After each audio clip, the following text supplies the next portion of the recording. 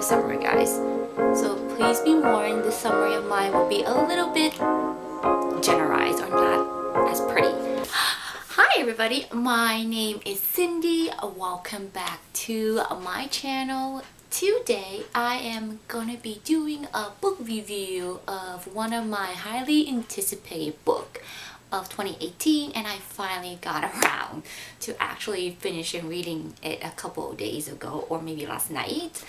And let's talk about it, because this book and me go very deep so far.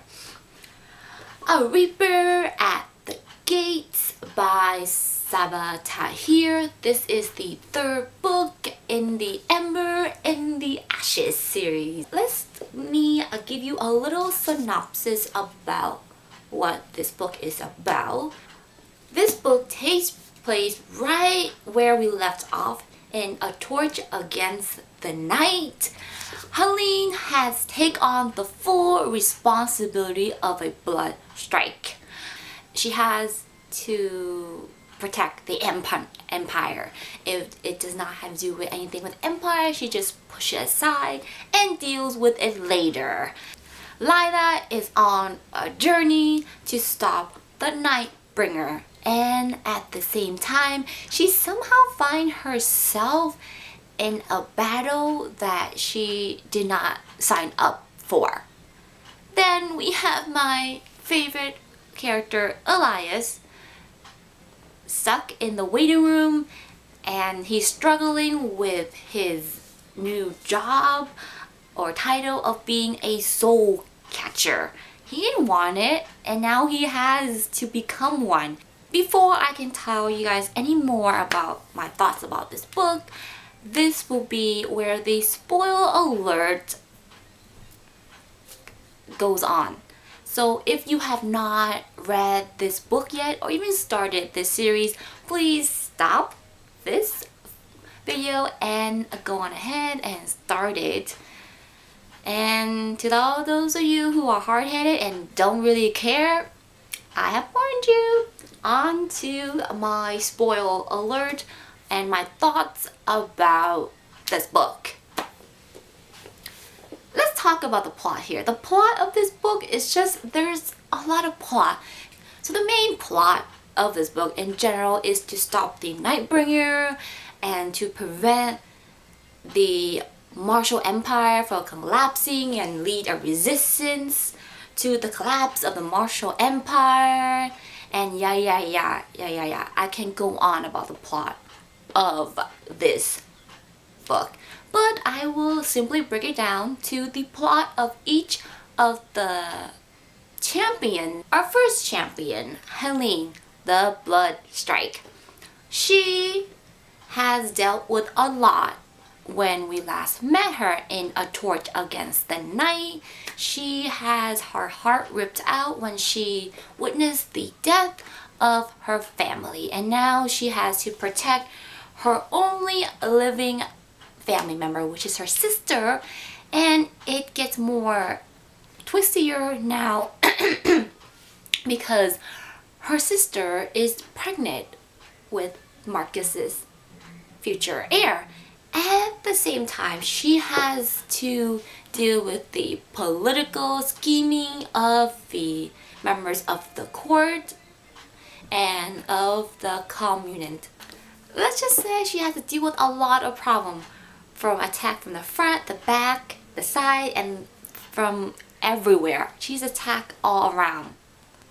By the time we reach Helene at the end of the book, she realized that the only person she can rely on right now is the Nightbringer. And in doing that, she has to give away her soul to him. And what is a soul to a mask? Her mask. So she gives him her mask, not knowing that her mask contains the very last star piece that the Nightbringer needs to bring back all the jinns.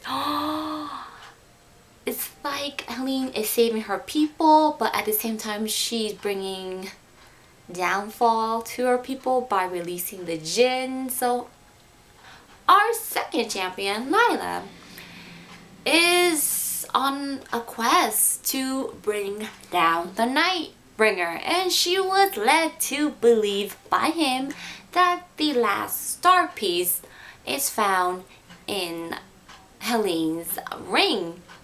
So she is doing all this planning and scheming, trying to get close to Helene and get the ring. And when she finally gets the ring, she realizes nothing is happening. She doesn't feel anything from the ring. And in comes the Nightbringer saying, "Ha ha ha ha, I fool you, my dear. The last star piece is not in the ring." What the heck? So Layla's whole journey in this whole book was a troll by the Nightbringer. Layla finally gets to meet her mother. What? I thought her mother was dead, okay? I didn't know she was still alive. But actually, we all have met Layla's mother. It's Cook. I'm like, excuse me? You're telling me that Cook is Layla's mother? Yes, she is. And it gets more heartbreaking when you find out what Cook has to deal with. Our third champion, Elias. My goodness. The struggle was real for Elias because he didn't want to give up his human's feelings at all. Even when the other Jinn spirit, I forgot his name, inside his mind and his body was telling him, forget about the human world. You have to not care about humans anymore. You only have to worry about bringing ghosts across the line between the living and the dead and passing them through. That is it. And Elias is like, no, hold up. I want to get involved with Helene's problem, Lala's problem, everyone, because I am human. I am taught to believe that. And the spirit inside him is telling him, no, you cannot worry about them anymore. Let it go. Like literally, let it go. Let it go.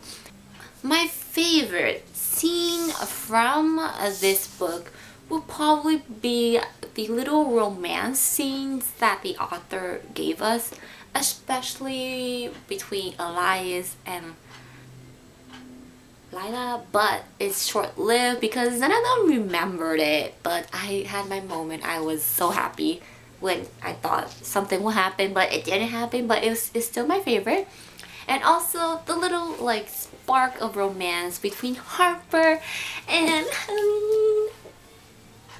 I'm happy Helene has somebody, because for the last two books I felt so bad for the girl because she was hopeless in love with Elias and that ship never sailed.